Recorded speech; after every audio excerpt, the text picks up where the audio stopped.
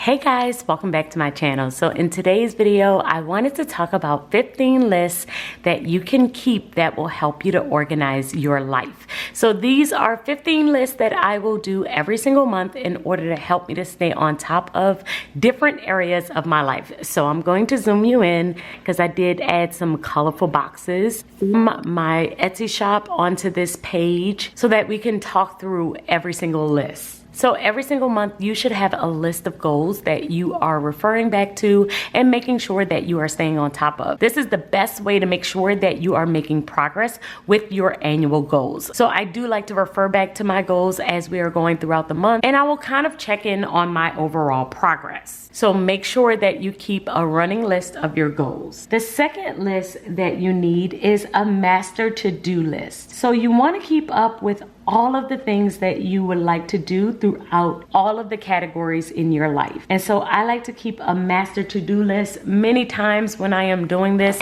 I will do it on this insert that I created, and I will just keep a running list of all of the different things that I would like to do in every single category. And then at the end of the month, I may categorize these items. I will review this list and then I will decide when I am going to do those particular things. It might be in the current month, it might be in the next month, but keeping that master to-do list makes sure that I don't lose any of the items that are important to me that I want to make sure that I get done. The third list that you want to keep is a list of your expenses. You want to have a list of your expenses and you want to review it every single month to make sure that you are not forgetting anything and you have everything included within your monthly budget. I like to keep my bill tracker, and this is something that I would create at the beginning of every single year, and I just write down all of my bills when they are due and the amounts. If those amounts change throughout the year, like for instance with my mortgage, this amount changed once our housing insurance went up and we did have a change in our escrow, and so I did have to adjust it there, but I will just adjust it on this sheet and keep this list within my budget planner section so that every single month whenever I am completing my monthly budget, I can make sure that I am not forgetting anything because I have a list of my expenses. The fourth list that you need to have is a running list of things to buy. You want to keep up with all of the things that you would like to purchase throughout the month. I do this a lot with our housing items. So if there are cleaning things that I need to buy or toiletries that I need to purchase, I will keep a running list of all of those things, and then at the end of the month I will make a really big purchase so that I can get all of those things from like Costco, or I might order them online. I usually can find some type of discount when I do it that way, and I'm able to buy in bulk. Keeping this list so that I can make a bulk purchase at the end of the month has been super helpful with our budget. And then that way, when I am purchasing our groceries, I can just stick to the food items that we are going to need for that particular week. The fifth list that you should create is a favorite meals list. So I love to do this for my family. We do have a list of our favorite meals. These are things that we can go back to over and over again because everyone in the house just loves these items. And having this has saved us so many times when we are just trying to figure out what we want to eat. So usually I will review this list at the beginning of every single week. And when I am talking with my husband and we are doing our meal planning,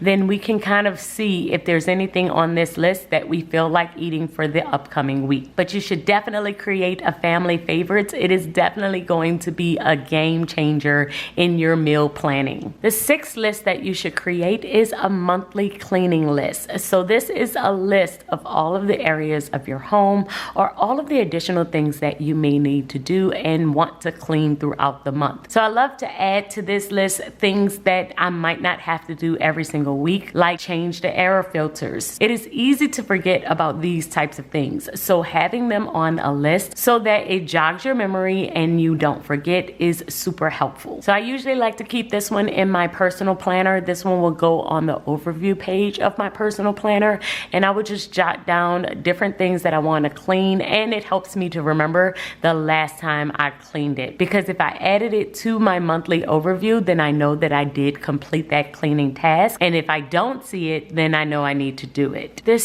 7th list that you need to create is one for your appointments and meetings. So there are times where I know I need to schedule an appointment or a meeting with someone in particular, and it will just slip my mind over and over. Having a list of all of the appointments that I would like to do and all of the meetings that I would like to have throughout the month has been super helpful. So I will usually keep this list at the beginning of my notes planner, because my notes planner is where I will usually keep all of the notes from different appointments and meetings that I have. And so that's the spot where I might add that I need to book a doctor's appointment or schedule a dentist appointment or do other types of meetings for our church. Usually I will keep a running list there, and then I will check it off as I have completed them. The 8th list that you want to create is errands that you need to run. These are things that may come up throughout the week, and you may not have time to run those errands in that particular week, but you need a spot to kind of store them so that you can make sure that you do it in the next week or within the month. I like to keep this list on the sidebar of my weekly hourly planner because it is just a running space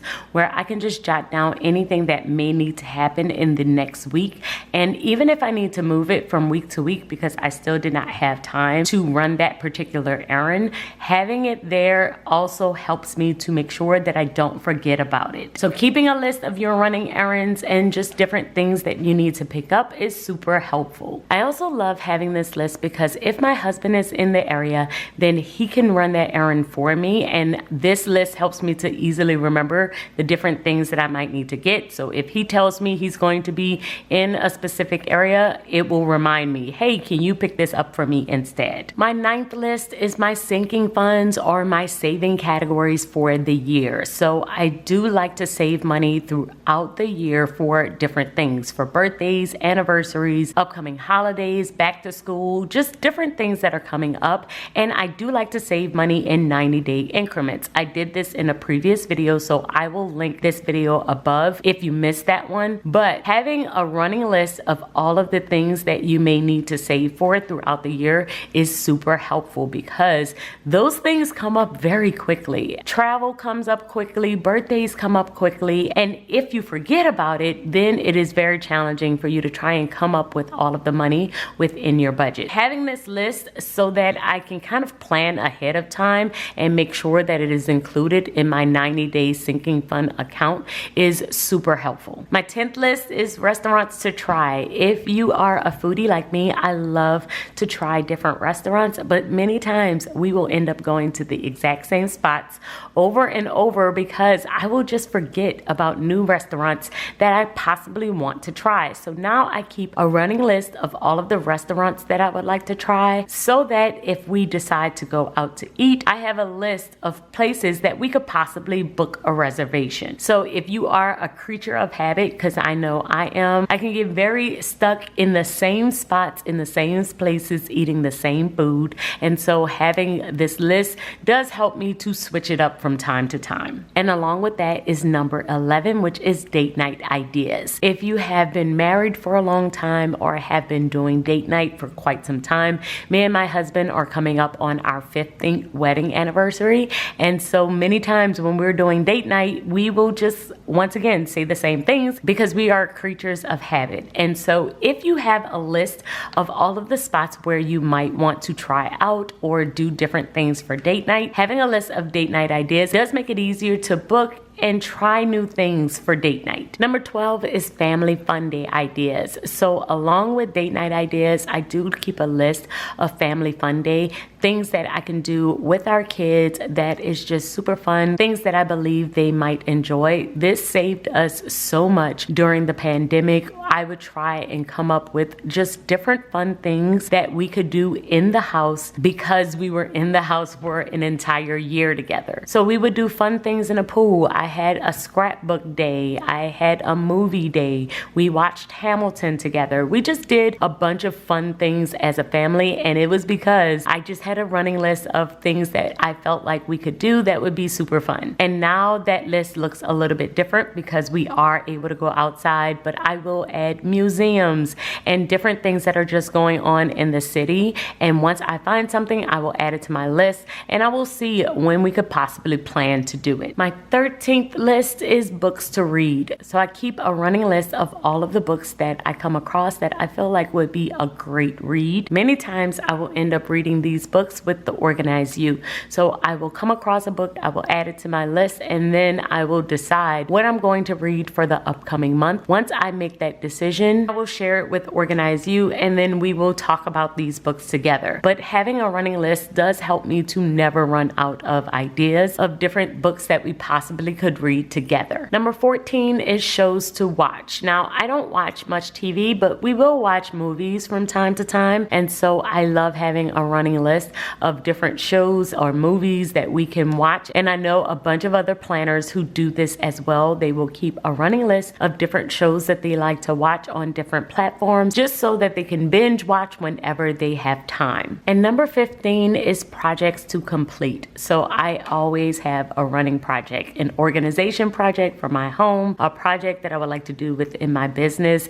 And there are so many different ways that I want to declutter and just try different things. And having this running list does help me to complete more projects throughout the year. So I will write down a list of projects that I would like to complete. And then throughout the year, I will pick one and then try and see if I can complete it within that month. This list really does help me to complete way more projects than I would have done if I did not have this list. So guys, these are my 15 lists that you should definitely have every single month that will help you to organize your life. So usually I will create these at the very beginning of the year, and then I'm just going to add to them throughout the year. I will tweak them, I will adjust them, but having all of these lists really do help me to stay on top of different areas. And I really do feel like it helps me to feel like my life is a little less chaotic. So let me know in the comments below if you have any additional lists that you keep. I would love to hear from you, and I will see you all in my next video. Until then, keep organizing your life so that you can achieve your dreams. Bye, guys.